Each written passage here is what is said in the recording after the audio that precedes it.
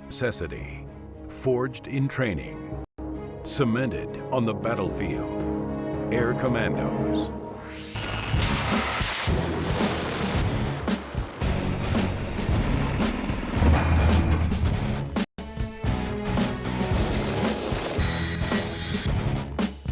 Air Force Special Operations Command was established in 1990, but Special Operations Aviation dates back to World War II.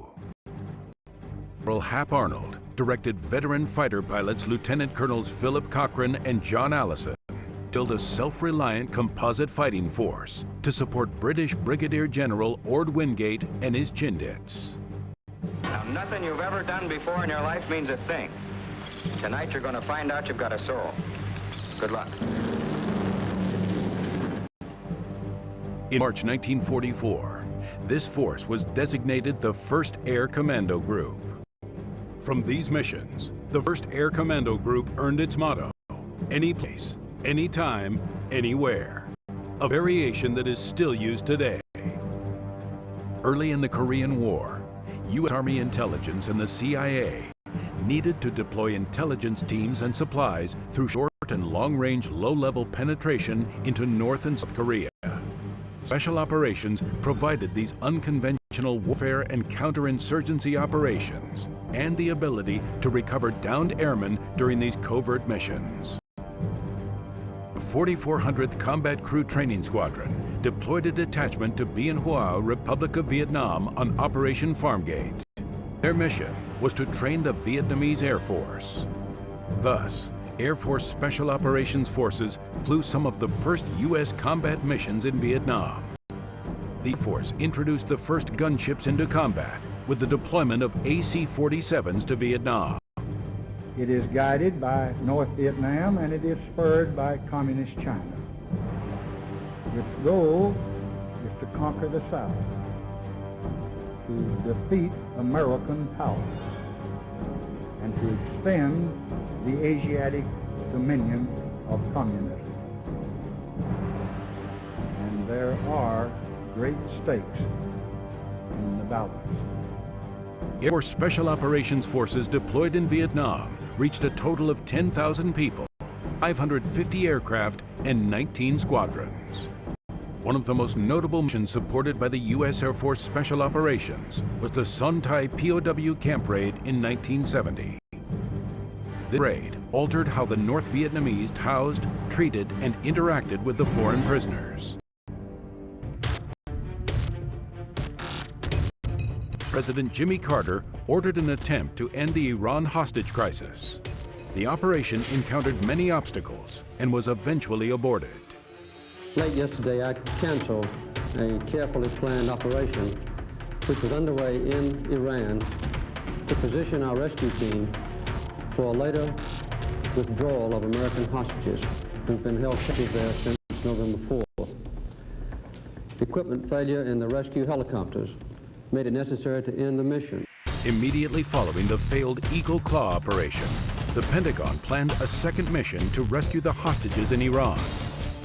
The concept was to modify a C-130 Hercules with rocket packages to allow for landing and taking off in the confined space of Amjadai Stadium, Iran.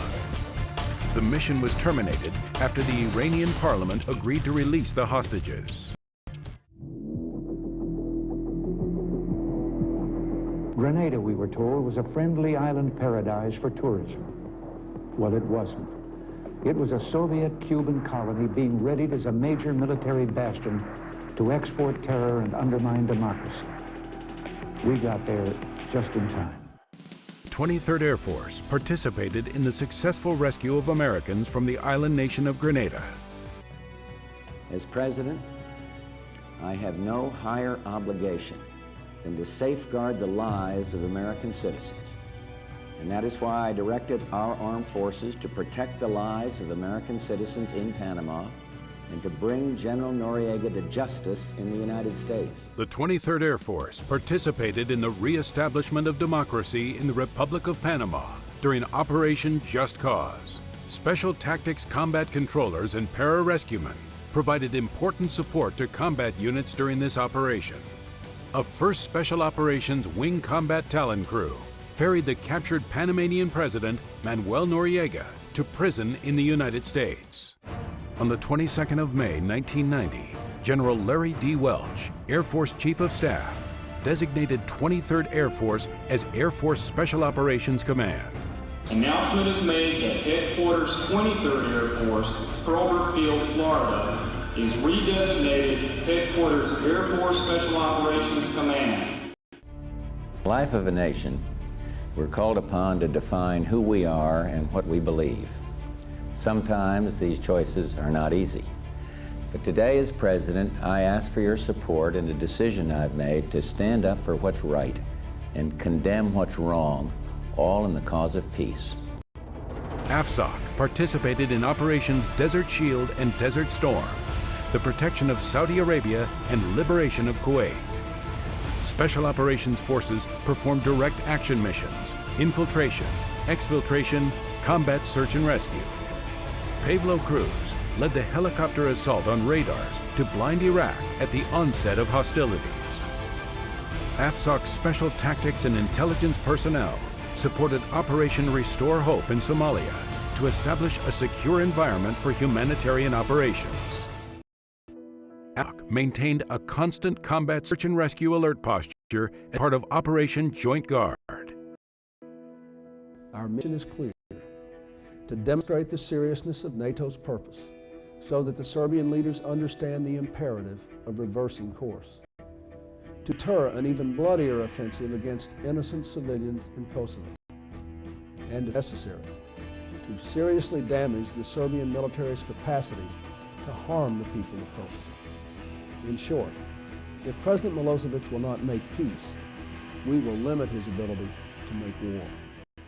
Tonight we are a country awakened to danger and called to defend freedom.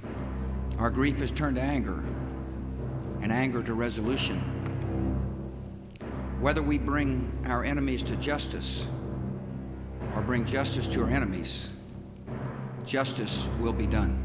AFSOC deployed forces to Southwest Asia for Operation Enduring Freedom to help confront and remove the Taliban regime in Afghanistan, along with Taliban-supported Al-Qaeda terrorist organization headed by Osama bin Laden, who were responsible for the September 11th attacks on the United States.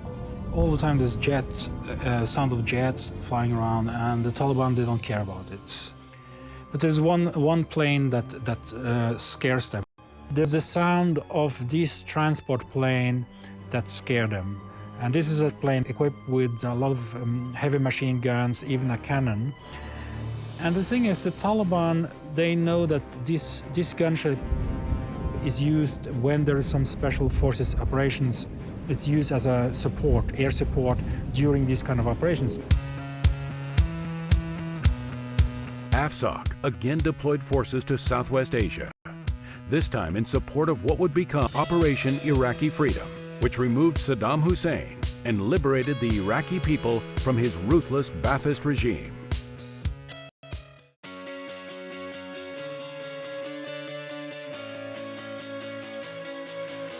Special Operations had brought their unique abilities for humanitarian aid around the world, to such places as the Indian Ocean tsunami, Hurricane Katrina, Haiti, and the Japanese earthquake and tsunami.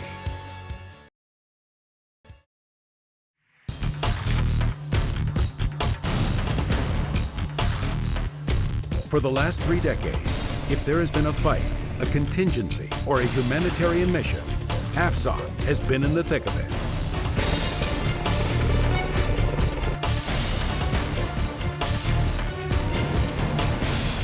Air Force Special Operations Command.